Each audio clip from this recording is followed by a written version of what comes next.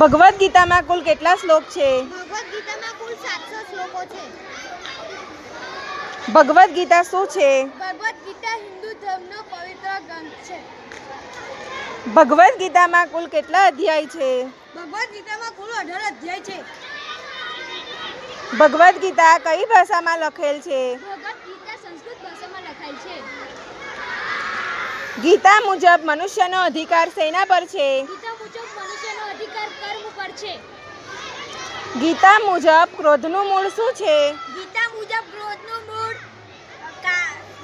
કામના એટલે કે ઈચ્છા છે. ભગવદ્ ગીતાનો ઉપદેશ ક્યાં આપવામાં આવ્યો હતો? ગીતાનો ઉપદેશ કુરુક્ષેત્રના યુદ્ધના મેદાનમાં આપવામાં આવ્યો હતો.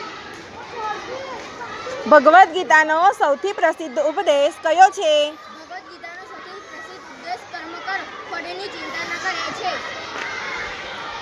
ભગવદ્ ગીતામાં મુખ્ય વિષય શું છે? ભગવદ્ ગીતામાં મુખ્ય વિષય 5 છે: કર્તવ્ય, કર્મયોગ, વ્યક્તિયોગ, જ્ઞાનયોગ અને આત્મજ્ઞાન.